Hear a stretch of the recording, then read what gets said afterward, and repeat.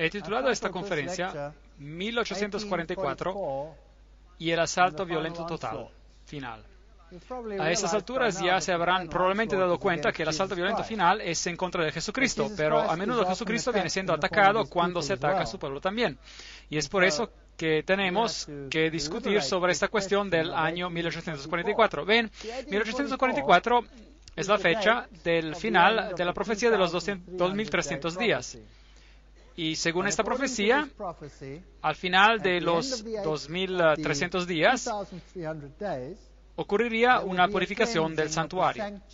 Eso significa que el juicio sería anunciado y que habría un pueblo que anunciaría a ese juicio. Y hemos visto en Apocalipsis capítulo 10 que por medio de la apertura del sello del libro, la Iglesia Adventista del Séptimo Día empezó a predicar el mensaje que la hora del juicio había llegado. Y después vimos que el mensaje tiene los componentes de los tres ángeles. Y estudiamos los mensajes de los tres ángeles, y estos mensajes son la última advertencia al mundo. Y estos mensajes van a aumentar progresivamente hasta un clímax cuando los poderes del mundo rodearán a este sistema. Y la intensidad de sus mensajes aumentará, convirtiéndose en un fuerte pregón, una última advertencia alrededor del mundo, revelando, desenmascarando los pecados de Babilonia, y a la gente se le pedirá de salirse de Babilonia. Así que la fecha de 1844 es un punto de referencia importante en la profecía, y el 1844 da crédito a este mensaje final y a quien lo presenta. Se acordarán que en la profecía un día es un año y 7 días serían 7 años, día por año te lo he dado, Ezequiel 4:6, conforme al número de los días que empleaseis en reconocer la tierra, 40 años un año, por cada día, números 14:34. Y ya hablamos de esta visión en Daniel capítulo 8, donde el tiempo del fin es cuando a esta visión se le quitará el sello, es decir, se aclarará. ¿Hasta cuándo durará la visión del continuo sacrificio y la prevaricación asoladora entregando el santuario y el ejército para ser pisoteados? Daniel 8:13. 70 semanas están determinadas sobre tu pueblo y sobre tu santa ciudad para terminar la prevaricación y poner fin al pecado y expiar la iniquidad para traer la justicia perdurable y sellar la visión y la profecía y ungir al santo de los santos. Daniel 9:24. Ahora, toda esta visión, en la primera parte, nos habla de la primera venida de Cristo y la parte final culmina en el 1844. Una fecha que parece estar en el aire, pero que tiene gran significado. Ahora, no voy a tratar con esa primera parte de la profecía, hay todo un video que se llama El Mesías, pero la primera parte, para mencionarla brevemente, trataba sobre la venida del Mesías, empezando desde la publicación del decreto hasta cuando el Evangelio se fue a los gentiles en el 34 después de Cristo y los rabinos publicaron esta maldición. que los huesos de sus manos y los huesos de sus dedos se decaigan y se descompongan de aquel que da las vueltas a las páginas del libro de Daniel para encontrar el tiempo de Daniel 9, 24, 27, y que su memoria desaparezca de la faz de esta tierra para siempre. No es una maldición muy bella. Esta es la ley talmúdica. Esto se encuentra en el Talmud. Ley talmúdica, página 978, sección 2, línea 28. Obviamente, los rabinos no querían que nadie reconociera que Jesús era el Mesías, porque eso sería un problema para la religión judía. Así que es un hecho muy triste que esta profecía de los 2300 días, donde la primera porción identifica al Mesías, está bajo tal maldición. ¿Ustedes creen que es posible que la última parte de la misma profecía, que introduce a un pueblo que va a querer poner a Jesucristo de regreso en su lugar correcto, estaría también bajo una maldición? ¿Es posible? ¿No creen que es posible? Yo creo que el diablo odia esta profecía más que cualquier otra, porque revela en la primera parte de la profecía quién es Jesucristo, que Él es el Mesías, y en la última parte de la profecía revela a un pueblo que predicará el Evangelio eterno al mundo y regresará Jesús a su lugar correcto. Así que hay un asalto violento total sobre la primera parte de la profecía, leímos la maldición. Hay también un asalto violento total en la última parte de la profecía, porque Jesús tiene que ser eliminado de los corazones y de las mentes de la gente. El 1844 es un mensaje de juicio que iría alrededor del mundo, y el mensaje del santuario fue otra vez descubierto y comprendido, y la plenitud del santuario, los velos blancos, como hemos dicho, representan la justicia de Cristo que rodea a cada persona que entra por la puerta, y el sacrificio y todos estos asuntos del santuario. Hebreos 8, 1 a 2. Tenemos tal sumo sacerdote, el cual se sentó a la diestra del trono de la majestad en los cielos, ministro del santuario y de aquel verdadero tabernáculo que levantó el Señor y no el hombre. Así que existe un tabernáculo, un santuario celestial, según Hebreos 8, ¿sí o no? Sí. Ahora, esta doctrina del santuario celestial, donde Cristo oficia como sumo sacerdote, es una doctrina que está siendo duramente atacada en el mundo. ¿Por qué? Porque pone a Jesucristo de regreso al centro como el único Salvador en el mundo, y también nos dice sobre su ministerio y dónde Él está oficiando, en el lugar santo o en el lugar santísimo. Eso es muy importante, porque según la doctrina adventista del séptimo día, el 1844, el tiempo del juicio, tiene que ser el Yom Kippur, y Él tiene que haber ingresado al lugar santísimo. Ahora, si esto es así, la Iglesia Adventista del Séptimo Día tiene un mensaje especial para el mundo. Primeramente, un mensaje que explica el santuario, el ministerio de Jesús, la hora del juicio, pero también los hace a ellos los portavoces del mensaje final. Y eso es un problema. Uno no puede tener una denominación que es el portavoz del mensaje final. Uno tiene que quitar a esa denominación de esa posición y hacerla parte de la olla, del crisol, del ecumenismo. Nadie tiene el derecho de decir, nosotros tenemos un mensaje final para el mundo. Eso sería exclusividad, según el pensar del mundo. Así que la fecha de 1844 está fuertemente bajo ataque, y la doctrina de que Jesucristo entró en el lugar santísimo en el 1844 y luego el santuario será purificado, el día antitipo de la expiación, está también bajo fuerte ataque. Hebreos 9:3, tras el segundo velo estaba la parte del tabernáculo llamada el lugar santísimo. Ahora, la palabra lugar santísimo, aquí en la Biblia, es en griego Hagia Hagion. Eso es lo que dice. El lugar santísimo, y Pablo aquí utiliza esta palabra Hagia Hagion para el lugar santísimo. Y se encuentra definitivamente después del segundo velo. Muy importante. Así que la palabra Hagia Hagion se utiliza para el lugar que está detrás del velo.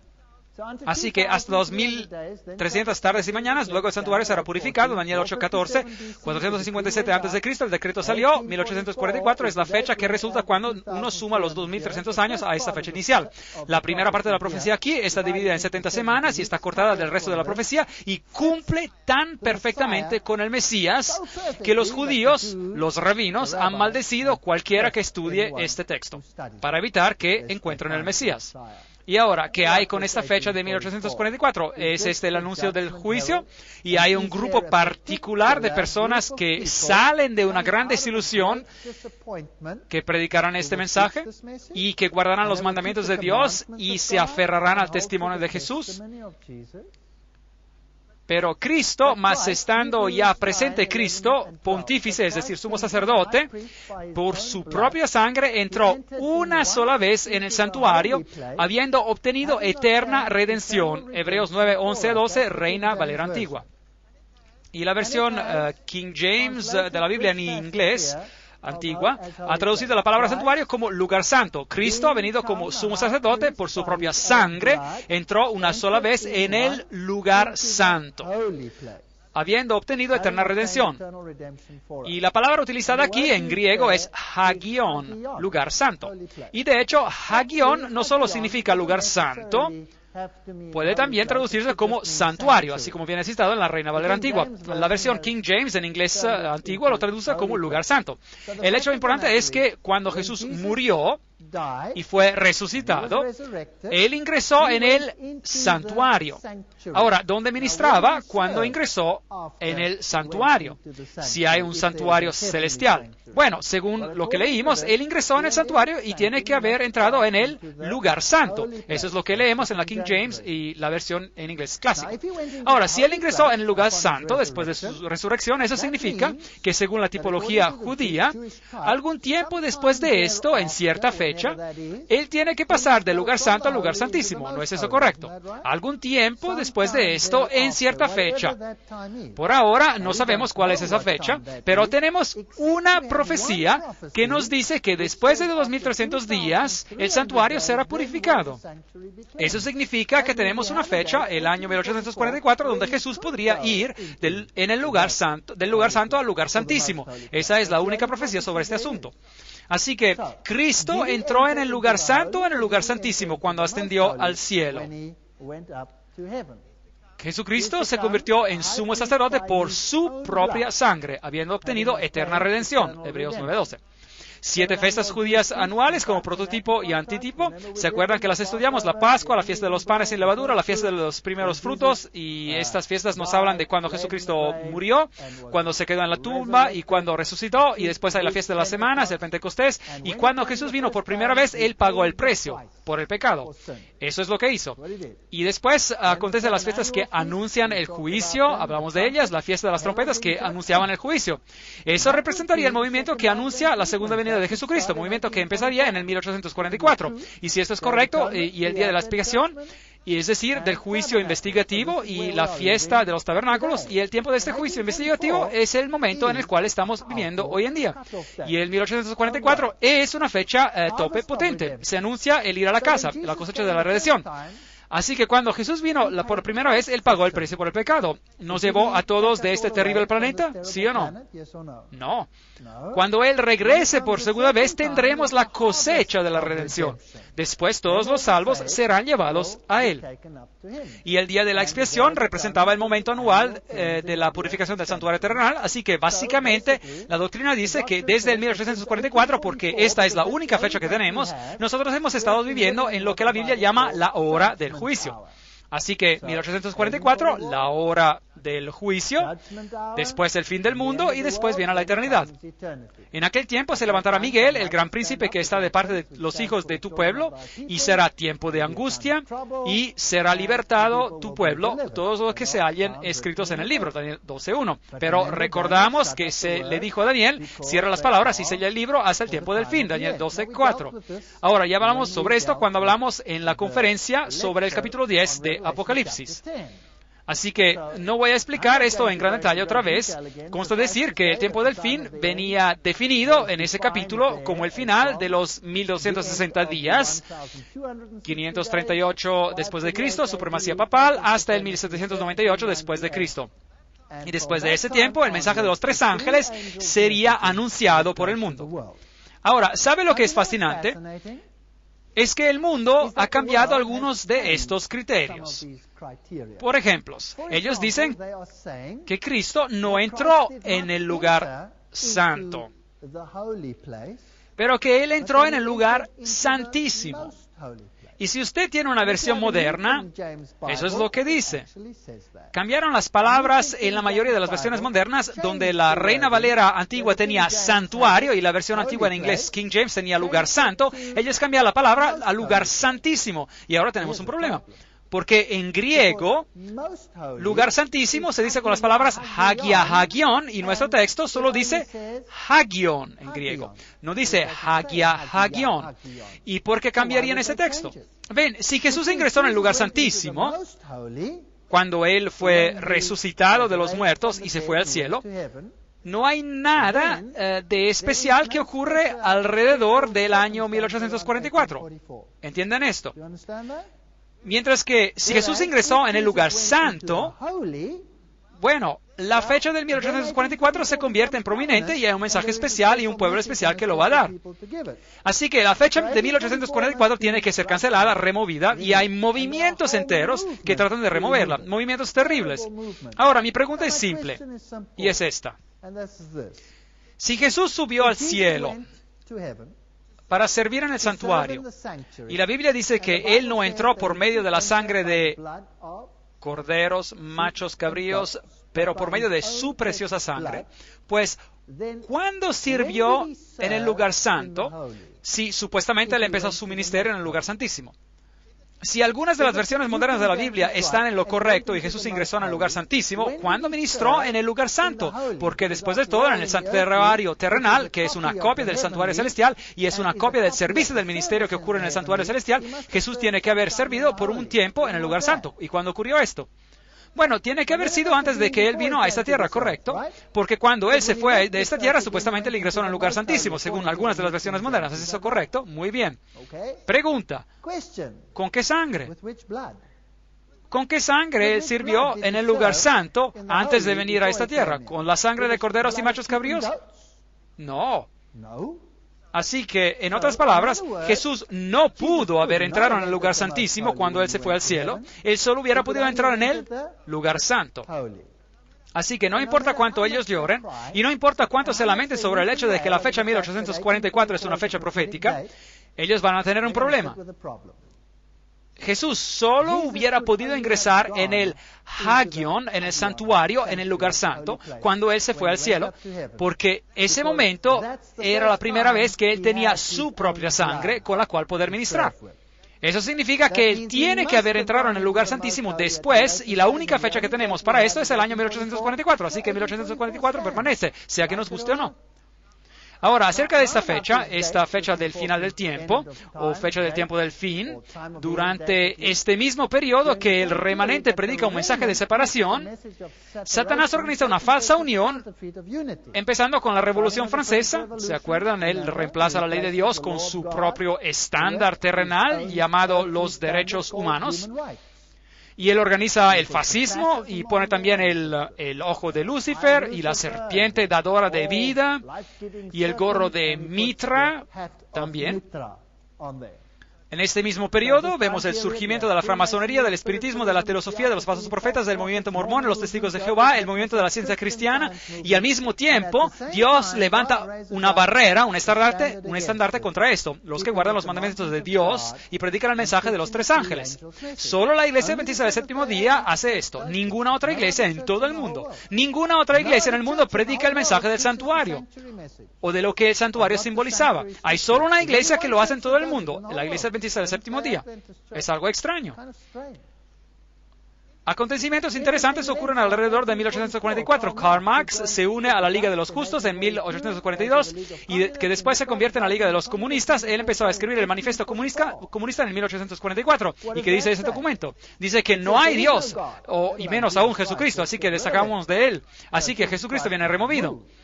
Y al mismo tiempo, hay otro mensaje que sale al mundo. Darwin, el origen de las especies. El origen de las especies es el misterio de los misterios. ¿Cuándo empezó él a escribirlo? Esta es la introducción al origen de las especies y usted encontrará algo interesante. Me he permitido especular sobre este tópico y tomé algunos breves apuntes que después expandí en él 1844. Esto es muy interesante. Es la segunda vez que encontramos el 1844 en un lugar muy prominente, donde tenemos un engaño para el final de los tiempos que ingresa al mundo. Y hay un pequeño grupo que dice, no. Hay muchos otros también, pero no tienen la totalidad del mensaje de los tres ángeles, ni tienen el mensaje del santuario. ¿No es interesante saber que la representación más grande en las Naciones Unidas es la fe de los Bahá'í? ¿Y fue fundada cuándo? Fundada por el Bab, allí está la fecha, 1844. La fe Bahá'í fue fundada en el 1844 por Baha'u'lláh y fue una fe fundada por el Bab, que significa puerta. Así que en el 1844 llegamos finalmente a un punto donde el mundo está preparado para recibir a un movimiento que dirá todas las iglesias se unan. ¿Quién está detrás de este movimiento? Eso es otro asunto. Yo creo que a esas alturas ya lo hemos entendido. Porque ¿quién tiene el poder en las Naciones Unidas? ¿Ellos o el catolicismo romano? El catolicismo romano tiene el poder. Así que esa organización es solo un utensilio. Pero el 1844 es una fecha interesante. La fe Bahá'í sostiene la unidad fundamental de todas las religiones. Ese es su primer criterio. La investigación independiente de la verdad, etcétera, etcétera, y todas esas cosas interesantes. Ya hemos hablado de algunas de estas anteriormente. El lograr la paz mundial, y ya hemos hablado de esto. Bueno, yo entré en el templo de los Bahá'í, y ellos tienen 3 libros allí. La Biblia, y después tienen el Corán, y después tienen los mensajes de Baha'u'lláh. Ahora, eso lo encontré interesante, así que lo leí. En el templo ahí lo leí. Y encontré esta página muy interesante, así que le tomé una foto, página 217, y dice: oh pueblos y familias de la tierra que se enfrentan, vuelvan sus rostros hacia la unidad. Ven, este es el mensaje de nuestro tiempo. Y este mensaje de unidad sale al mundo ¿en qué fecha? 1844. Un mensaje de unidad. Y dejen que el resplandor de su luz resplandezca sobre ustedes. Reúnanse todos y por amor a Dios tomen la decisión de erradicar cualquiera sea la fuente de controversia entre ustedes. Y después el resplandor de la gran lumbrera mundial. Oh, me vuelvo tan nervioso cuando escucho ese nombre. ¿Y ustedes? La lumbrera mundial envolverá a toda la tierra y sus habitantes se convertirán en ciudadanos de una ciudad y serán los que ocupan solo uno y el mismo trono. ¿Y de quién será ese trono? Yo creo que será el trono de Lucifer. Esta palabra uno, con la primera letra mayúscula, ahora si acaso no saben, uno es un acrónimo por Lucifer en el mundo oculto. Él, desde los días tempranos de su vida, no ha querido ningún otro deseo, no ha tenido ningún otro deseo que este, y continuará a abrigar ninguna otra esperanza que esta. No cabe duda ninguna que las personas de este mundo, de cualquier raza o religión, derivan su inspiración de una fuente celestial y están sujetos a un Dios. La diferencia entre las ordenanzas bajo las cuales ellos moran se tienen que atribuir a los requisitos de exegesis diferentes explicaciones de la edad en las cuales se revelaron. Todos ellos, excepto unos pocos, que son el resultado de la perversidad humana, fueron ordenados por Dios. Eso es interesante. Todos ellos en el mundo fueron ordenados por Dios, excepto unos pocos que son perversos. Me pregunto quiénes son. Ellos han sido ordenados por Dios y son una reflexión de su voluntad y propósito. Levántense y armados con el poder de su fe, quebranten en pedazos los dioses de sus vanas imaginaciones y los que diseminan el conflicto entre ustedes. Aférrense a los que los llevan a juntarse y a unirse. Difícil de imitar. 1844, un mensaje de unidad. 1844, un mensaje de separación. ¿Quién da el mensaje de separación? este grupo raro que predica el mensaje de los tres ángeles. Y dice aquí, unos pocos que son el resultado de la perversidad humana. Interesante. Dan Whitley escribe, como Bahá'í, yo me considero como un ciudadano del mundo y creo firmemente que el mundo se está acercando a lograr ser una comunidad global unida, una familia humana. La unidad en la diversidad puede sonar como otra cuña periodística, unas palabras que endulzan, en un tiempo cuando el contenido es menos importante que la presentación. La verdad es que el concepto de la unidad en la diversidad es un concepto profundamente espiritual, es un principio fundamental de la fe de los Bahá'í y es un concepto esencial que tiene que ser considerado cuando se trata de encontrar solución a la multitud de problemas globales. Así que este grupo es la más grande representación en las Naciones Unidas, así que este no es un, por así decir, pequeño grupo perdido en un rincón del mundo. Y ellos están allí por una razón, para tener una opinión mayoritaria.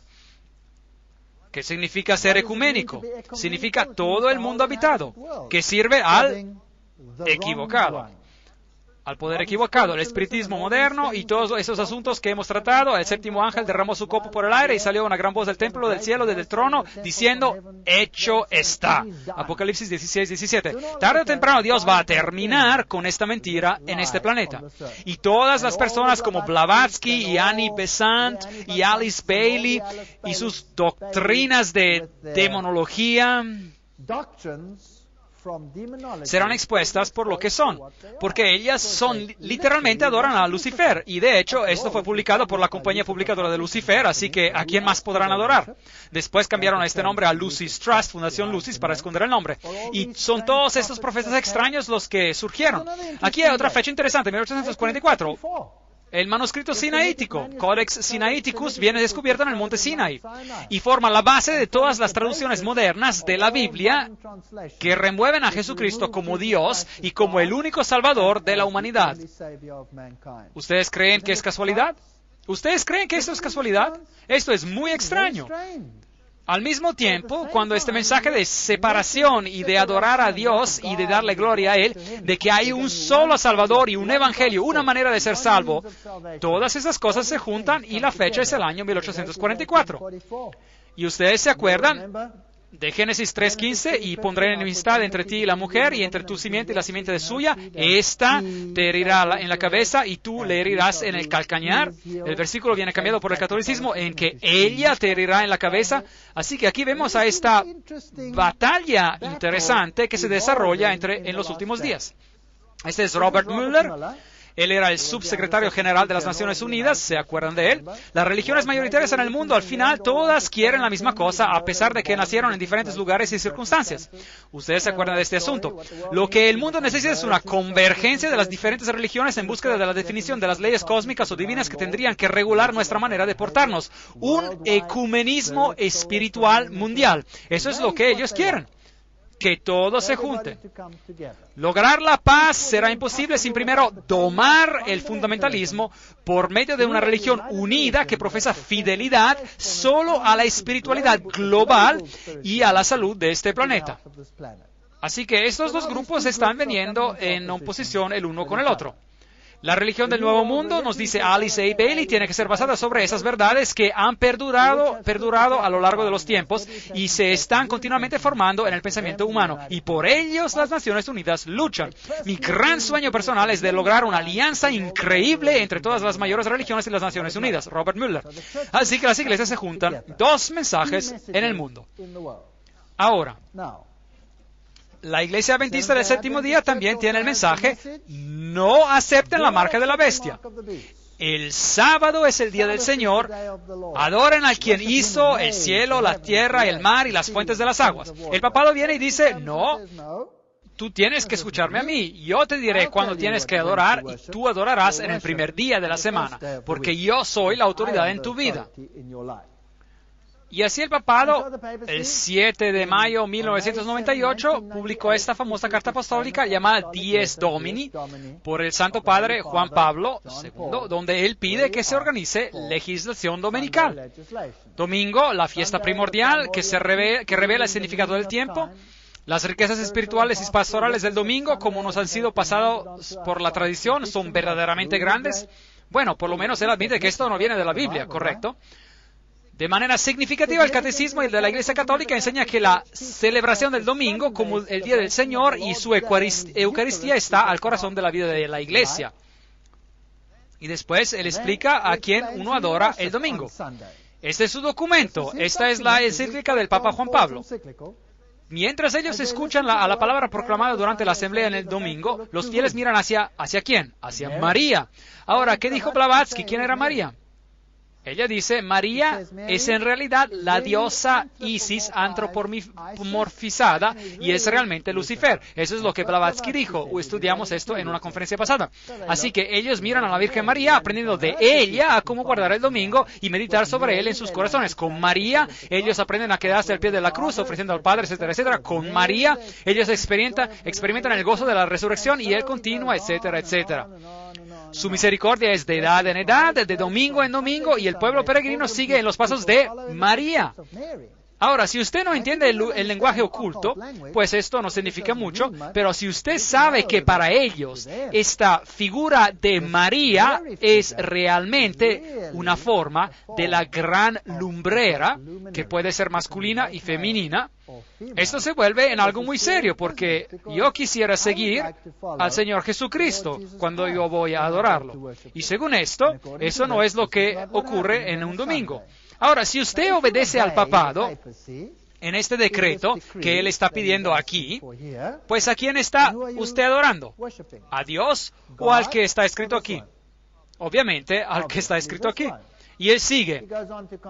Solo en el IV siglo reconoció la ley civil del Imperio Romano este acontecimiento semanal, determinando que en el día del sol, los jueces, la gente de las ciudades y de las diferentes cofradías gremios no trabajarían. Y él dice, sería pues errado de ver en esta antigua legislación sobre el ritmo de la semana una circunstancia puramente histórica, sin significado especial para la Iglesia, asunto que ella podría poner de lado. Aún después de la caída del imperio, los concilios no pararon de insistir sobre los arreglos acerca del reposo dominical. Así que él dice, no piensen que eso era historia, estoy hablando de ahora. Y después él sigue y cita la famosa encíclica de Papa Leo, Rerum Novarum, que yo les cité en gran detalle, ¿se acuerdan? En la conferencia sobre el nuevo orden mundial, de cómo está bien robar si uno quiere y en cuanto uno tenga necesidad y todas esas cosas maravillosas y toda la cuestión de la economía y de cómo va a funcionar en el futuro. Y después él dice, por tanto, también en las circunstancias particulares de nuestro tiempo, los cristianos naturalmente lucharán para asegurarse que la legislación civil respete su deber de guardar el Domingo Santo. Así que él está pidiendo por legislación civil a favor del domingo. Y el periódico Sunday Times, Londres, 5 de julio de 1998, dijo, el Papa lanza una cruzada para salvar el domingo y pone en claro que en el domingo no se tiene que trabajar porque tiene que ser celebrado como el Día del Señor. Esto lleva al Papa a una confrontación con la palabra de Dios y la cuestión del sábado. Hasta el ministro del Interior israelí quiere introducir el domingo, aquí dice en alemán. Esto es algo interesante. Junio del 2000 en el periódico Süddeutsche Zeitung en München, Alemania. Así que tenemos a los derechos humanos. Sí, pero esos derechos humanos tienen límite y el límite es que uno tiene derecho a ellos solo en cuanto uno obedezca al sistema papal. Aquí hay un derecho a la libertad de religión, pero la libertad de religión significa que ya no se permite predicar a nadie sobre Jesucristo o sobre cualquier doctrina, porque eso sería una ofensa de la libertad de la otra persona, no de su libertad. Y después él publicó esta fascinante carta apostólica que se llama Ad Tuendam Fidem, y significa defender la fe, y por medio de la cual ciertas normas vienen introducidas en el Código de la Ley Canónica y en el Código de los Cánones de las Iglesias del Oriente, Catholic World News. Y el Canon 1436 de la Iglesia Católica tiene ahora que decir, según el Papa Juan Pablo II, quien quiera que niegue o se ponga cualquier verdad que tiene que ser creída con fe divina y católica o repudia la fe cristiana en su totalidad y no entra en razón, después de haber sido advertido de manera legítima, tiene que ser castigado como un hereje. Oh, fascinante. Así que el Papa Juan Pablo II pide que las personas que no están de acuerdo con él tienen que ser castigados como herejes. ¿Cuándo fue la última vez que ellos hablaron así? En la Edad Media. Increíble. Ellos pueden ser castigados con castigos, incluyendo también la deposición, es decir, el quitarle a uno lo que le pertenece. Y aparte de esos casos, quien quiera rechace una doctrina mantenida de manera definitiva por parte del pontífice romano, pregunta, ¿no acaba él de definir que nosotros tenemos que guardar el domingo, sí o no? Bueno, ¿qué pasa si yo soy un adventista del séptimo día, y yo digo que la Biblia dice que el séptimo día es el sábado? ¿Entro yo en conflicto con él, sí o no? Sí.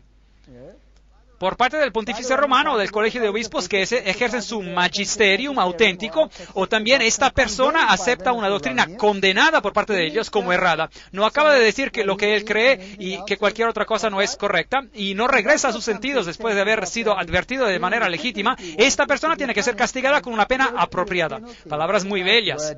¿Cuál era la pena apropiada en el pasado? La muerte. La muerte era la pena apropiada. ¿Usted cree que ellos podrían llegar a ese punto? ¿Usted cree que podrían llegar hasta ese punto? Bueno, eso es interesante.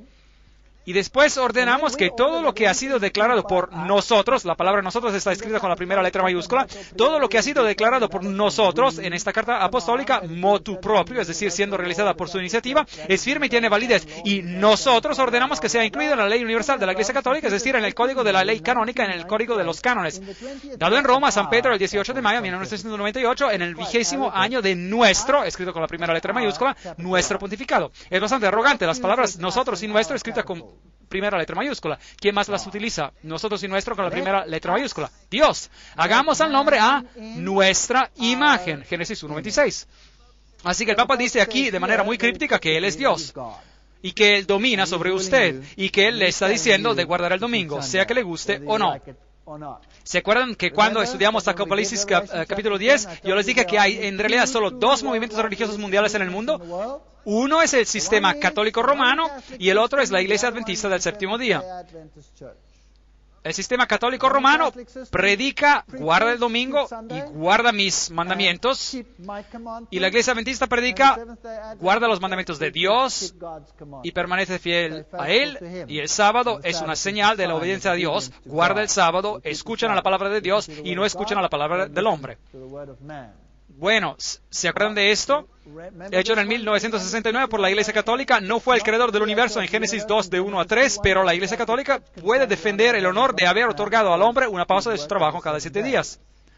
La razón y el sentido común demanda la aceptación de una o de la otra de estas alternativas, o el protestantismo y el guardar el sábado como día santo, o el catolicismo y guardar el día domingo como santo. Un compromiso es imposible. ¿Se acuerdan de esta cita? Esta era Roma hablando.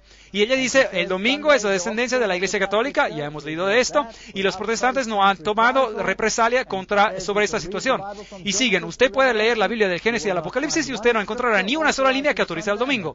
Y están bien en lo correcto, lo han estudiado bien. El cardenal Gibbons conoce su Biblia. Ellos insisten que es una creación de la Iglesia Católica, es una ley de la Iglesia Católica, y los protestantes dan honra a la Iglesia Católica cuando ellos obedecen.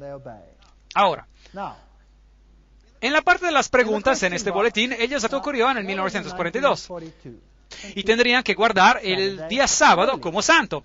Ahora, y viene en la página web internet católico romana, immaculateheart.com, corazonimaculado.com, y fue publicada en el diciembre de 2003.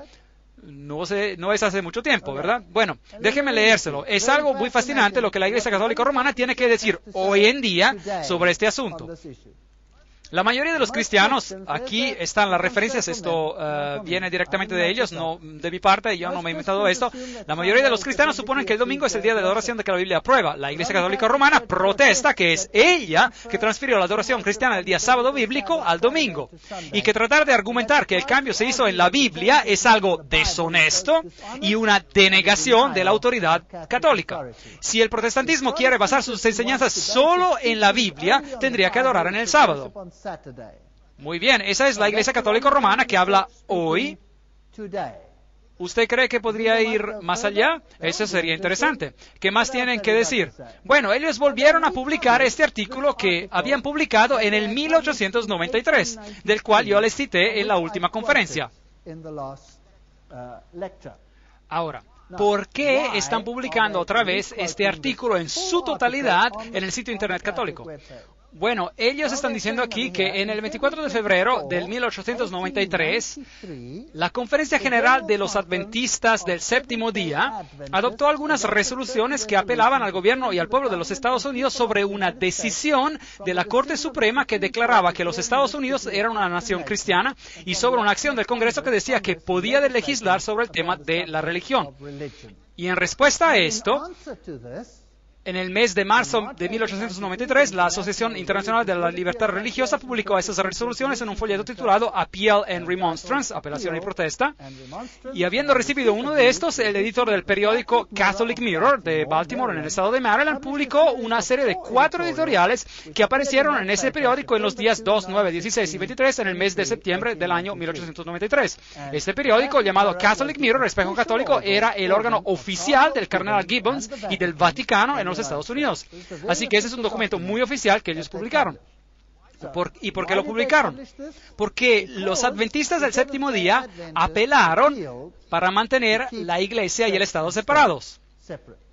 Ahora, su sitio de internet, Mary Online, María en línea, vuelve a publicar ese artículo en su totalidad. Y no voy a hablar de él en detalle. Otra vez, básicamente, el artículo dice, es una buena presentación sobre el sábado. Y es un estudio maravilloso, mejor o igual a lo que cualquier erudito en la iglesia adventista del séptimo día haría. Y el estudio dice por qué el sábado es el día del Señor.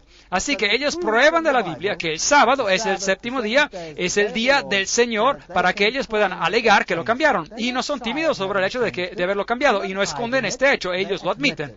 Y de manera arrogante, estos son los hechos. Así que ahora continuemos. Voy a citar un poco más de este artículo donde ellos dijeron, el protestante dice, ¿cómo puedo recibir las enseñanzas de una iglesia apóstata? Ahora nosotros preguntamos, ¿cómo has logrado recibir sus enseñanzas durante toda tu vida en directa oposición a tu maestro reconocido, la Biblia, sobre el asunto del sábado? Ese fue el artículo en el 1893. Y después, los que siguen la Biblia como a su guía, los israelitas y los adventistas del séptimo día, tienen el peso de la evidencia exclusiva a su lado.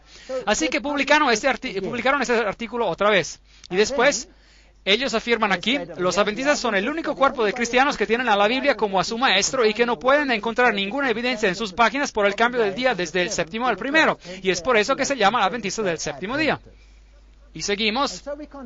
Ellos escriben aquí, no hay ningún protestante que vive hoy en día que haya jamás obedecido a ese mandamiento, prefiriendo seguir a la iglesia apóstata, entre comillas, en vez de obedecer a su maestro, la Biblia, que desde Génesis a Apocalipsis no enseña ninguna otra doctrina, si es que los israelitas y los adventistas del séptimo día están en lo correcto. Los dos grupos afirman que la Biblia es su maestro infalible. Dejen que la Biblia decida si es que el sábado o el domingo es el día que Dios manda ser guardado. Uno de esos dos grupos tiene que estar en una posición errada. Y después ellos dan este largo estudio bíblico sobre este asunto. Y después hay una nota editorial. Y ahora, noten esta nota editorial interesante. Fue en este punto que la Reforma fue condenada por el Concilio de Trento. ¡Increíble! ¿Sabían ustedes que toda la Reforma falló al Concilio de Trento a causa del asunto del sábado? ¿Sabían ustedes esto? ¡Increíble! ¿Qué ocurrió? Interesante. Ven, los reformadores habían constantemente acusado, así como viene dicho aquí, que la Iglesia Católica había apostatado de la libertad, así como está contenida en la palabra escrita. La palabra escrita, la Biblia y solo la Biblia. Así dice el Señor, estas eran sus santos y señas constantes, y las escrituras, así como están escritas, son el único estandarte de la apelación. Esta era la plataforma proclamada de la Reforma y del protestantismo. Las escrituras y la tradición. Esto es lo que la Iglesia Católica decía. La Biblia, así como viene interpretada por la Iglesia y según el consenso unánime de los padres, esta era la posición y la reivindicación de la Iglesia Católica. Este era el asunto principal en el Concilio de Trento. Punto interesante. El concilio fue llamado especialmente para considerar las cuestiones que se habían levantado y habían sido forzadas a la atención de Europa por los reformadores. ¿Sabían ustedes que la Reforma hubiera podido tener éxito? Hubiera podido tener éxito. Finalmente, después de este estrés mental largo e intensivo, porque había muchos católicos que estaban preparados a renunciar a la tradición y a aceptar a la Biblia y solamente a la Biblia. Fueron asuntos de punta, bien mordaces. El arzobispo de Reggio entró al concilio básicamente con el siguiente argumento para el grupo que se aferraba solo a las Escrituras. Y él dijo, los protestantes alegan basarse solo sobre la palabra escrita. Ellos profesan a aferrarse solo a las Escrituras como su estándar de fe. Ellos justifican su rebelión con el pretexto de que la Iglesia ha apostatado de la palabra escrita y sigue la tradición. Ahora, los protestantes alegan que ellos se basan sobre la palabra escrita y esto no es verdad. El hecho de que ellos profesan de aferrarse solo a las Escrituras como su estándar es falso. Prueba de esto, la palabra escrita explícitamente manda la observancia del séptimo día como el sábado. Ellos no observan el séptimo día, pero lo rechazan. Ese fue su argumento. Si ellos verdaderamente se aferraran a las Escrituras solamente como a su estandarte, ellos estarían observando el séptimo día, así como las Escrituras lo mandan. Pero ellos no solo rechazan la observancia del sábado, así como viene mandado en la palabra escrita, pero ellos han adoptado y practican la observancia del domingo, por el cual ellos tienen solo la tradición de la Iglesia. En consecuencia, su reivindicación de que solo las Escrituras son su estandarte se derrumba, y la doctrina de la Escritura y la tradición como esencial queda establecida de manera completa, y los protestantes mismos son jueces de este asunto. Así que la Reforma falló a causa del asunto del sábado. Esto es muy interesante.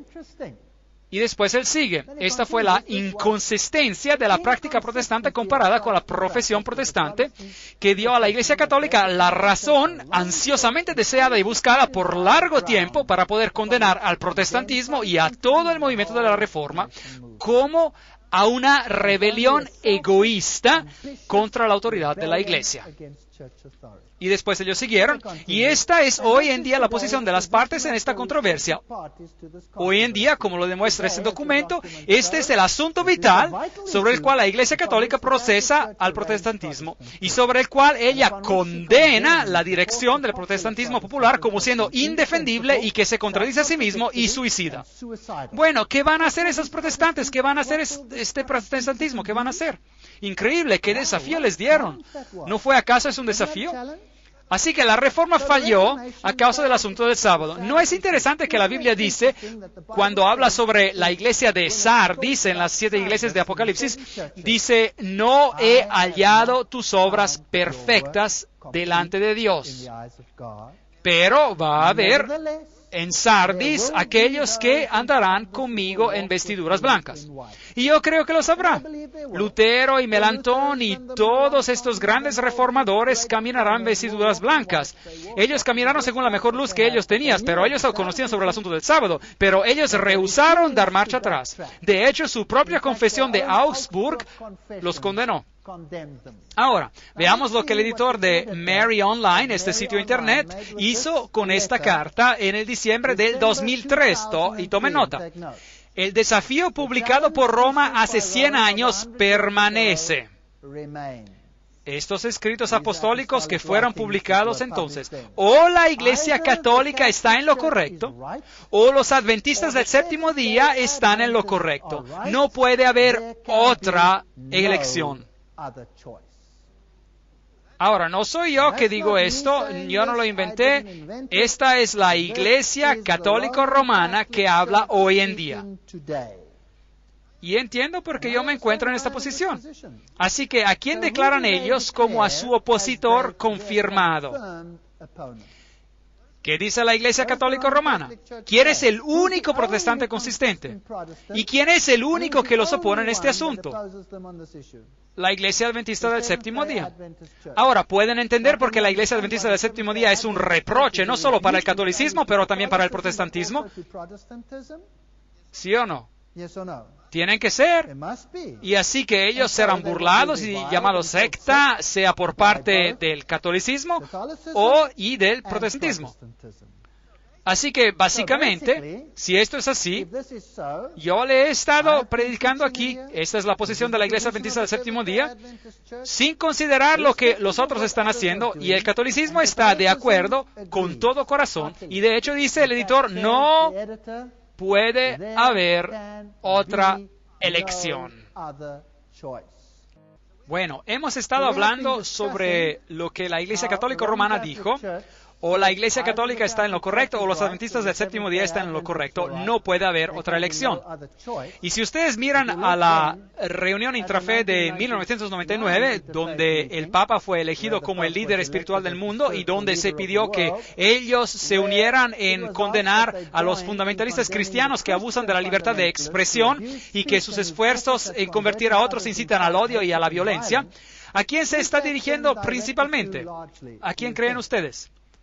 Tienen que ser los adventistas del séptimo día, porque ellos son los protestantes consistentes que predican en contra de las doctrinas antibíblicas. Todos los presentes estuvieron de acuerdo en 2 puntos clave. Uno, el Papa Juan Pablo II fue nombrado por consenso como la principal guía espiritual y el supervisor del planeta. Y punto número 2, esos fundamentalistas religiosos que rehúsan de unirse al movimiento global ecuménico tienen que ser silenciados. Bueno, ¿quiénes son ellos? ¿Quiénes son ellos? Ellos los acaban de identificar. Ellos nos han indicado en quién ven el problema. Y George W. Bush dice, la mejor manera de honrar el Papa Juan Pablo II, verdaderamente uno de los grandes hombres, es tomando su enseñanza seriamente. Es de escuchar a sus palabras y de poner sus palabras y enseñanzas en acción aquí en América. Ese es un desafío que tenemos que aceptar, dice él. Así que, ¿los Estados Unidos aceptarán la doctrina papal o van a aceptar la doctrina bíblica? La doctrina papal, él acaba de decirlo. Así que ellos quieren hacer leyes, y esta es otra cosa que el Apocalipsis nos dice. Ellos lo harán. Así que podemos ver un enfrentamiento mundial que está por venir. Ahora, echémosle un vistazo a estas citas interesantes. Cada una de ellas tiene aquí su referencia. Dios obra en muchas maneras, por medio de muchas fes y agencias religiosas. Esta es la razón por la cual se eliminan las doctrinas no esenciales. ¿Ven?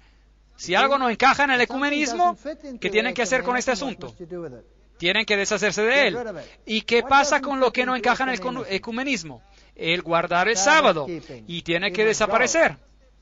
Otras medidas se tomarán también en este departamento de las religiones y de la educación sobre el cual el Cristo gobierna, y Él se moverá para restaurar los puntos de referencia antiguos, para eliminar lo que no es esencial y para reorganizar el panorama religioso total en preparación de la restauración de los misterios. Estos misterios, una vez restaurados, unirán a todas las fes. Pregunta. ¿Podemos nosotros aceptar eso, sí o no? La respuesta es no. Eso es un asunto serio. La escritora de la nueva era, Natalie Banks, dice, mirando para abajo de la superficie de los eventos turbulentos exteriores, nos damos cuenta del movimiento de expansión que se mueve hacia la eliminación de esa separación sectaria y a distanciarse del confiar en la doctrina y dogma duros y firmes. Y al mismo tiempo hay una búsqueda más intensa por una comprensión más profunda de las enseñanzas interiores y de su aplicación a los enormes problemas de hoy en día. Pues, ¿qué están esperando? Ellos quieren deshacer de esas doctrinas que separan. ¿Pueden ver cómo el sábado se está convirtiendo en un asunto importante? ¿Cómo nosotros tendremos que representar la verdad y la justicia y a Jesucristo? Y a Jesucristo se lo va a tirar a la trituradora de papel. Ese es un asalto violento total a Jesucristo, atacando a su pueblo. Thomas Ehrenzeller, un director de los World Federalists, federalistas mundiales, indica, un número creciente de personas están financiando una reacción en contra de la ola de fanaticismo religioso fundamentalista. La dirección correcta que se tiene que tomar es la que conducirá a un nuevo mundo de unidad y a una ley mundial. Una cita después de la otra. Alice A. Bailey dijo lo mismo. El día está amaneciendo cuando todas las religiones serán consideradas como emanando de una gran fuente espiritual. Ellas aceptarán las mismas verdades, no como conceptos teológicos, pero como esenciales para la vida espiritual, de la hermandad de las relaciones humanas. Bueno, eso parece bello, así como está escrito, pero no es lo que Dios dice.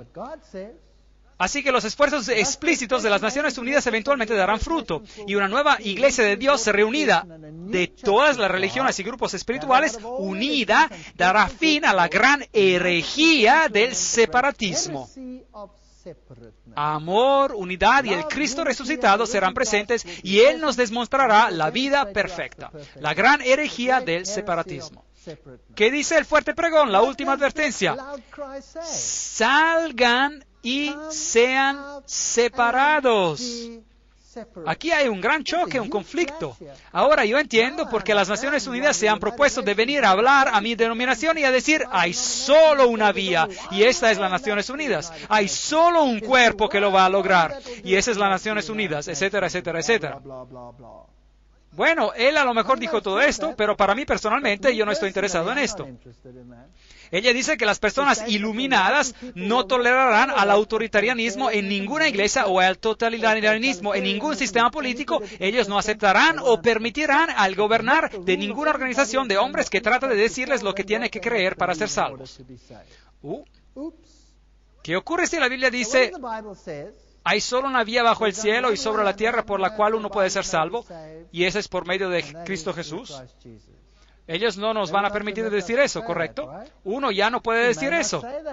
Bueno, eso es ya en contra de la ley, está en contra de las leyes de odio. William Irving Thompson, un miembro de la Nueva Era, indica que la forma de la iglesia en la Nueva Era se quedará la misma. Así que los que van a la iglesia es menos probable que noten que ha habido un cambio en el mensaje. Él dice, la nueva espiritualidad no rechaza los patrones anteriores de las grandes religiones universales. El sacerdote y la iglesia no desaparecerán. No serán forzados a no existir en la nueva era. Ellos vendrán absorbidos en la existencia de la nueva era. ¿No es eso brillante? Dios ha llamado a un movimiento desde el 1844 para mantenerse firme en contra de este movimiento.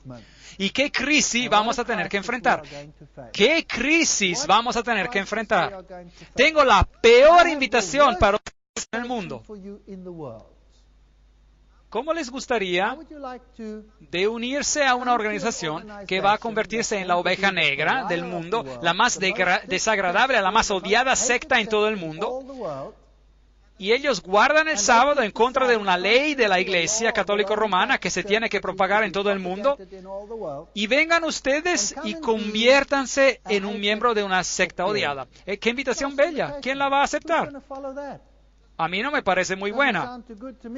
Pero ¿qué ocurre si el otro lado va a ver la ira de Dios? Y Dios ha prometido de proteger a todos los que se aferran a su palabra. ¿No sería ese un escenario interesante? ¿Y quién respondería a una invitación así? Yo les digo quién va a responder. Solo aquellos que realmente creen y confían que Jesús lo va a lograr. Ninguno más. ¿Hay acaso un mensaje mejor de separación que este? Yo no creo. Yo no creo. La preparación de hombres y mujeres de buena voluntad se necesita para introducir nuevos valores para la vida, nuevos estándares de comportamiento, nuevas actitudes. El maestro mundial se preocupará principalmente de los requisitos de un nuevo orden mundial y de la reorganización de la estructura social. Este era un folleto de la organización World Goodwill, Buena Voluntad Mundial, y no es una organización de chiste, fue fundada por todos los grandes líderes del mundo. Robert Mueller escribe, las religiones mayoritarias del mundo tienen que acelerar dramáticamente su movimiento ecuménico y reconocer la unidad de sus objetivos en la diversidad de sus cultos. Las religiones tienen que activamente cooperar para alcanzar una comprensión sin precedentes de los misterios de la vida y de nuestro lugar en el universo. Mi religión, correcto o falso, y mi nación, correcto o falso, son expresiones que tienen que abandonarse para siempre en la era planetaria. Lamento. Para mí es la Biblia y solo la Biblia, o si no, nada. Jesús estaba en lo equivocado, dice Dwalkul. ¿Y quién es él? Dwalkul es un demonio que habló a Alice Bailey. Jesús estaba equivocado sobre la división de las ovejas y los cabritos. Se ha pensado que las ovejas irían al cielo y los cabritos irían al infierno, pero es al revés. Acuérdense que esto no es un chiste, de que las Naciones Unidas han dicho de que ellos basan sus escritos sobre ¿quién? Alice Bailey, quien canalizó a Dwalkul. Esto no es un chiste, esto es un asunto serio. El cabrito en Capricornio es el iniciado y de un cierto ángulo esotérico, los cabritos van al cielo porque ellos funcionan en el reino espiritual. Las ovejas se quedan en la tierra hasta que se convierten en cabritos. Eso es pura basura. La entrada en los cielos, declara Dwalkul, es la entrada en la era de Acuario y Piscis, es decir, las fuerzas cristianas, se menguarán rápidamente. Esta es una guerra sobre Jesucristo. Esta no es una guerra sobre cualquier secta o individuo. Nosotros estamos atrapados en el medio de todo esto y tenemos una elección. La organización World Goodwill dice explícitamente, esta luz radiante, el mensaje de Cristo, no puede tener nada que ver con enseñanzas sombrías de las iglesias que están basadas sobre la muerte, la crucifixión, la agonía, el infierno eterno y la ira de un Dios que se venga. Para construir una nueva civilización basada en la naciente nueva conciencia en la humanidad, las organizaciones de iglesia, si quieren sobrevivir, tendrán que ajustarse a la jerarquía espiritual, es decir, al liderazgo demoníaco de la nueva era. Ese es un problema. La humanidad no será capaz de hacer la transición de la vida puramente terrenal a la vida universal hasta que la paja sea separada del trigo. La candidata demócrata para la nominación de vicepresidente para el año de 1984 y directora ejecutiva de la World Future Society, la Sociedad Mundial Futura, Barbara Marx Hubbard, no escatima palabras, seguro que no lo hace. Ningún tipo de paz mundial puede prevalecer hasta que los miembros egoístas del cuerpo planetario cambien o mueran. Esta es la elección. Ellos tienen que seguramente morir o cambiar. ¿Qué dijo el Papa? Ellos tienen que ser condenados como un hereje, o ellos tienen que sufrir un castigo apropiado. Bueno, preguntemos a sus colaboradores cuál es el castigo. Cambiar o morir, ese es el castigo. Este hecho es tan horrible como el matar una célula que tiene cáncer. Tiene que hacerse por amor al futuro de la totalidad. Bueno, yo no tengo que leer todas estas citas sobre semillas defectuosas y que tienen que ser cortadas. Dual Cool, hablando por medio de Alice A. Bailey, dice, un violento germen e infección de estreptococo ha amenazado la vida de la humanidad. El germen hace sentir su presencia en las áreas infectadas del cuerpo de la humanidad.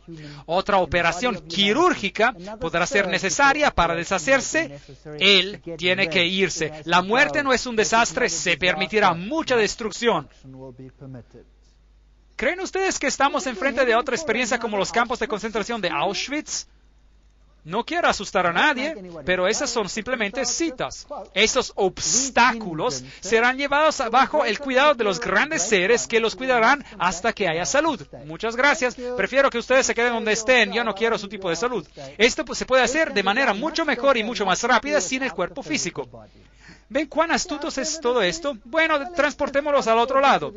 Ruth Montgomery dice que las almas habrán pasado al mundo de los espíritus para reflexionar sobre sus actitudes.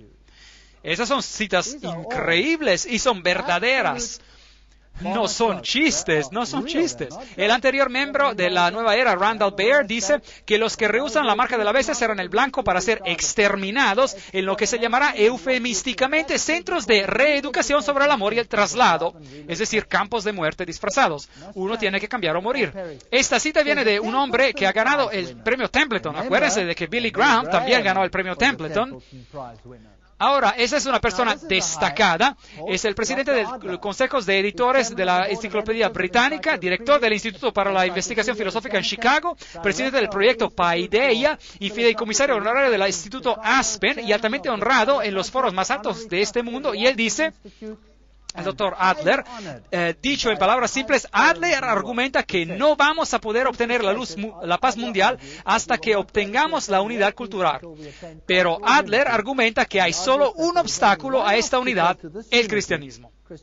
¿Y cuál tipo de cristianismo? El que se aferra solo a la Biblia y solo a la Biblia. El cristianismo alega tener conocimiento sobrenatural y revelación divina que causa división. Y no está abierta al debate racional. Y esto no tendría que ser tolerado. Ahora, esas son personas destacadas que están diciendo esas cosas. Así que un cristianismo que está basado absolutamente en la Biblia no puede ser tolerado. ¿Saben qué? Estoy entusiasmado. ¿Y saben por qué? ¿Y saben por qué? Porque tenemos que estar tan cerca del fin. Y si usted conociera las promesas que Dios tiene guardadas para los que aman, que lo aman, increíble. Y cómo Dios protegerá a su pueblo, así como Él protegió a los israelitas de la antigüedad. ¿Saben estas personas que van a venir plagas? Y que Dios hará una diferencia entre su pueblo y ellos. Él hizo una diferencia entre los egipcios. En ese entonces hubo 10 plagas. Las primeras 3 cayeron sobre todos, pero las últimas 7 cayeron solo sobre los egipcios. ¿Cuántas plagas habrá al final de los tiempos? Vamos a prescindir de las primeras 3. Hay solo 7. ¿No es eso bueno? Yo les quiero decir algo. Vale la pena seguir a Dios. Ellos pueden decir todo lo que quieren, pero lo dicen en vano. Ellos están hablando lo equivocado. Increíble. Si Dios chasquea sus dedos, ellos desaparecerían. ¡Qué arrogancia! Las iglesias cristianas, escribe Rothschild, en realidad de ilusión, tienen que suprimir todo separatismo. ¿Ven que ese es el problema? Y aprender a cooperar con todas las otras fes, de las cuales sus escrituras son de igual valor y belleza que el Nuevo Testamento. Muy bien, sigamos. El doctor Christopher Hyatt se refiere a los cristianos fundamentalistas como a la sombra que emerge en la sociedad y revela cómo este cambio de guardia tomará lugar y la tierra aún requiere algo de sangre. Estas personas van a tener que ser erradicadas. Yo veo que la nueva era requiere mucha sangre, desbaratamiento, caos y dolor para que ocurra un cambio masivo. El librito de Bailey advierte, no debe de haber angustia sobre el desaparecer del viejo orden mundial. Muy bien. Lo bueno, lo verdadero, lo bello están por venir y la humanidad es la responsable de su venida y no cualquier intervención divina del exterior. ¿Qué enseña la Iglesia Adventista del Séptimo Día? Que va a haber una intervención divina del exterior. Eso es lo que los Adventistas del Séptimo Día enseñan. ¿Qué enseñan las otras denominaciones? No.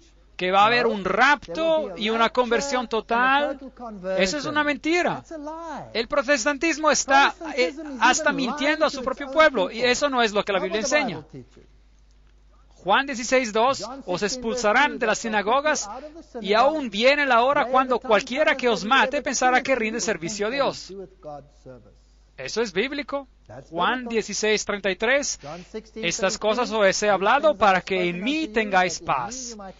En el mundo tendréis aflicción, pero confiad, yo he vencido al mundo.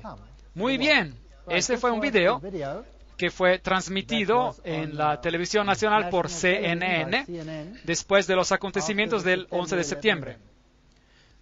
En una guerra, las naciones sufren pérdidas. El riesgo en una democracia como los Estados Unidos es que la Constitución será una de esas pérdidas. Aquí hay algunas de las nuevas reglas. Los que están sospechados de algo pueden estar encarcelados hasta por 7 días sin ser condenados de nada. El periódico Los Angeles Times reportó que esta última semana más de 1,000 personas han sido presas. También el gobierno puede escuchar a hurtadillas cualquier conversación que los presos tienen con sus legales. La Policía Federal anteriormente tenía que tener evidencia y tener un juez que autorizara que ellos escucharan a hurtadillas. Pero ya no es así. La sospecha es suficiente para otorgar ese derecho. También los extranjeros pueden ser procesados por tribunales militares especiales. Esos serían secretos y no se les permitirá a reporteros entrar. A los que se defienden, a lo mejor se les dará un legal para defenderlos, a lo mejor no, quién sabe. Los tribunales podrían emitir evidencia que sería injustificada en un tribunal civil, rumores, chismes o lo que sea. El jurado no tendría que dar voto unánime para sentenciar a los acusados a muerte y no hubiera posibilidad de apelación. Tenemos que hacer esto, dice el gobierno, para combatir contra el terror. De todos modos, John Ashcroft, el ministro de Justicia, dice que los terroristas extranjeros no merecen la protección de la Constitución americana. Patrick Leahy, de Vermont, dice, esto envía un mensaje que es aceptable tener juicios secretos y ejecuciones sin la posibilidad de revisión por una magistratura, y eso es ciertamente verdad. El periodista William Safire del New York Times dice, un presidente de los Estados Unidos acaba de asumir lo que equivale a poderes dictatoriales para encarcelar o ejecutar a extranjeros. Y hay precedentes durante la Segunda Guerra Mundial. Los Estados Unidos secretamente juzgaron a los alemanes que llegaron a Estados Unidos con submarinos con planes para sabotear.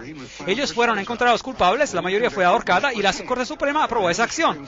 Así que juicios secretos son en apariencia constitucionales, pero ellos niegan a los acusados la protección que la Constitución ofrece.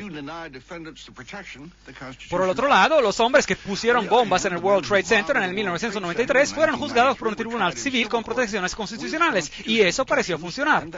A lo mejor la cuestión es qué tipo de mensaje se envía cuando una nación que se jacta de sus libertades y su democracia y dice, sí, podemos encarcelarte por una semana sin tener acusaciones, y sí, podemos escuchar a hurtadillas cuando tú hablas con tu legal, y si tú eres extranjero te podemos juzgar y ejecutar en secreto.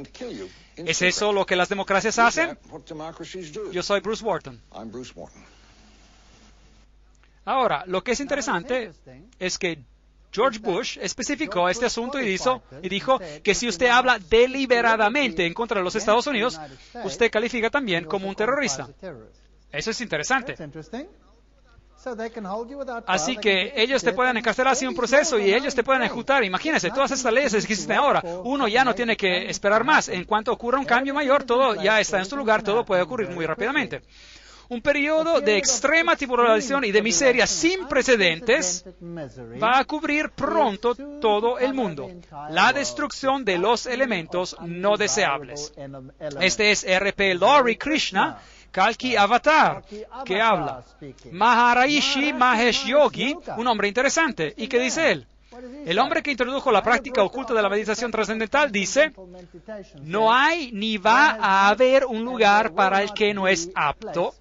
Los aptos liderarán y los que no están aptos no pueden seguir y no hay lugar para ellos. En la era de la iluminación no hay lugar para las gentes ignorantes.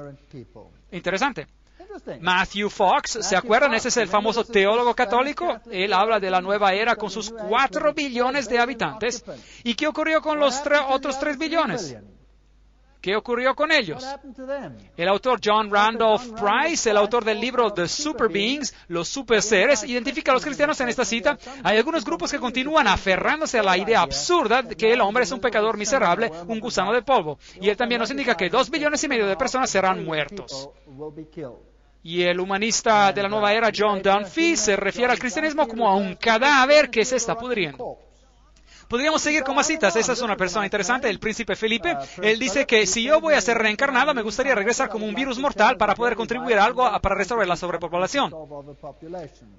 Esas personas son ocultistas de alto calibre y son muy amigables. Ted Turner, presidente de la Better World Society, la Sociedad por un Mundo Mejor, ha llamado a los cristianos tontos y perdedores. Y él también ha dicho que la población tiene que disminuir y él quiere una población de unos 250 a 300 millones de personas, un declino del 95% de los niveles presentes. Bueno, quién sabe, a lo mejor un día nos va a dar un ejemplo sobre ese asunto. Las piedras guía del estado de Georgia son piedras muy interesantes, están aquí en los Estados Unidos y allí están en el estado de Georgia. ¿Y qué son?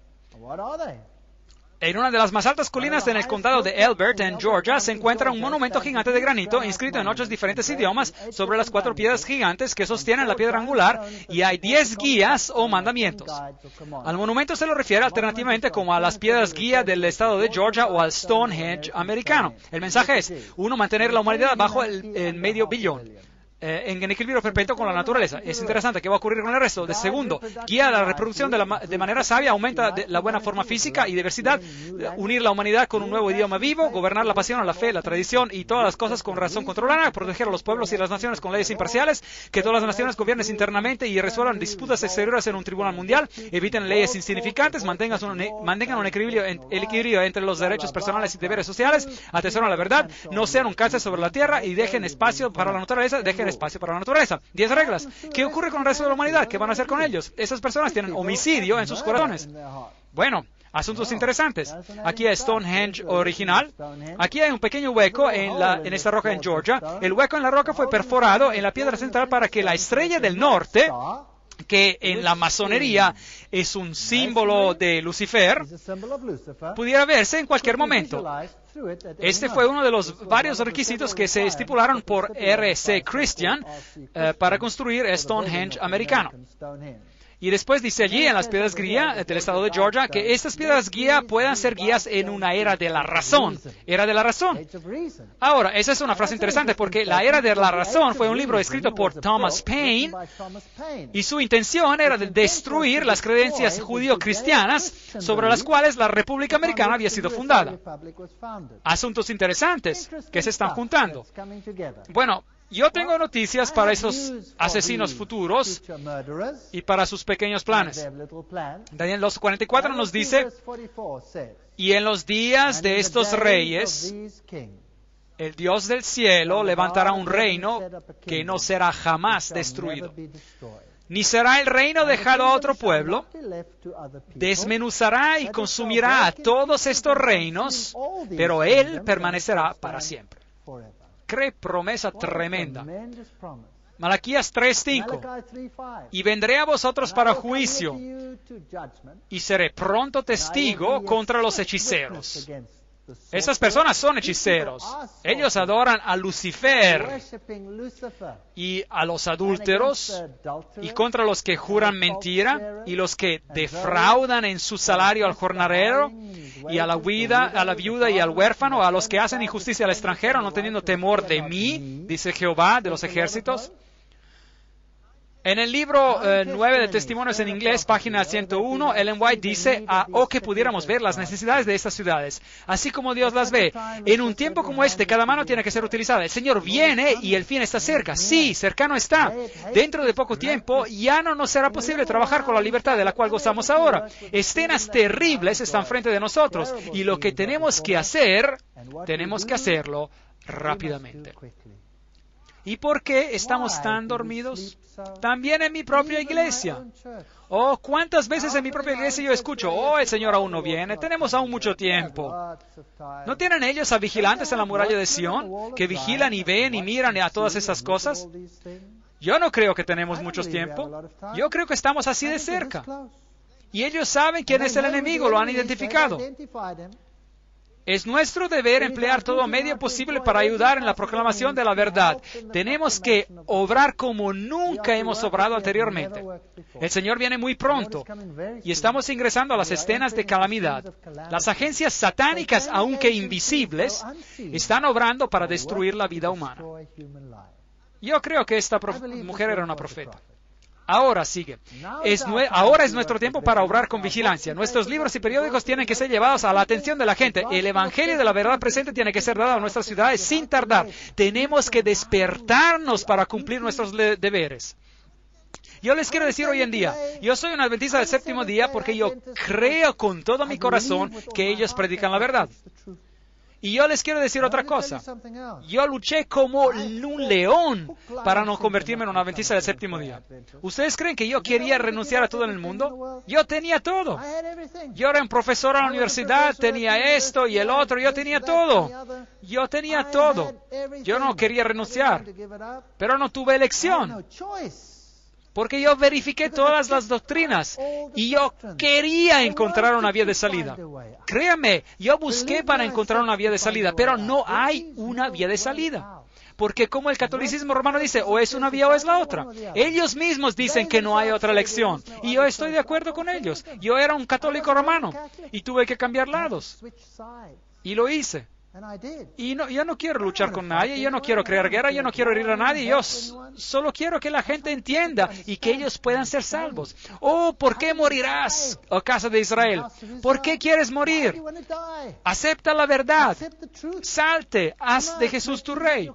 ¿Cuál es nuestro problema? ¿No podemos ver lo que está aconteciendo en el mundo? Destrucción inminente, también por Ellen White, el espíritu de profecía, el hogar adventista en inglés. El tiempo está cerca cuando grandes ciudades serán arrebatadas y todos tendrían que ser advertidos que esos juicios vienen. Ojalá el pueblo de Dios tuviera un sentido de la destrucción inminente de miles de las ciudades que ahora están casi totalmente dadas a idolatría.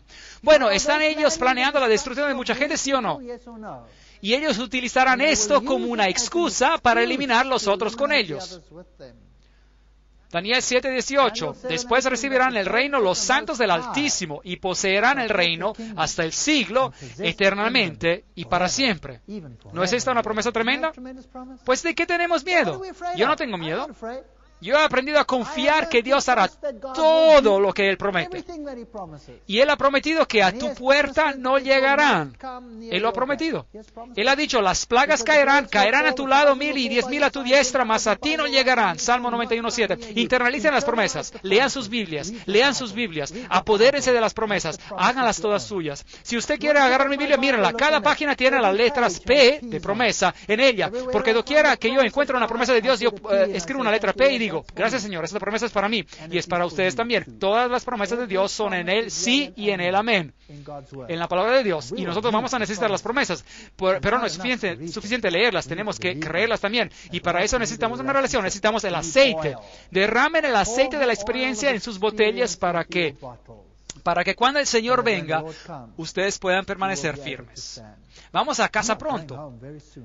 Y todos los que son huéspedes aquí esta noche, yo quiero disculparme por haber herido a muchos sentimientos. 1000 disculpas, porque yo sé que lo que he dicho es muy penetrante, áspero, y significa cambio, significa cambiar.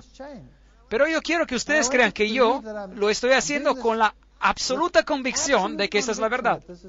Yo creo que tengo la Biblia que lo apoya, cada palabra.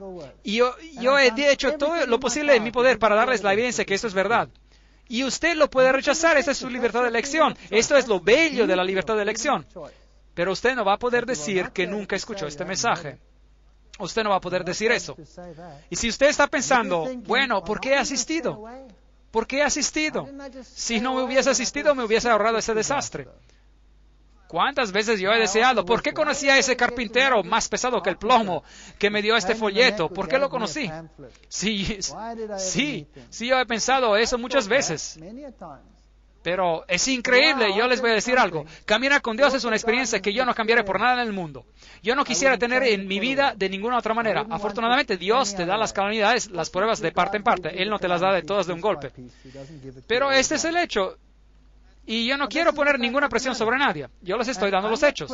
La gente me llama el hombre de los hechos. Escoja. O esto es de Dios, o yo soy un loco de atar. Esa es su elección. That's your choice.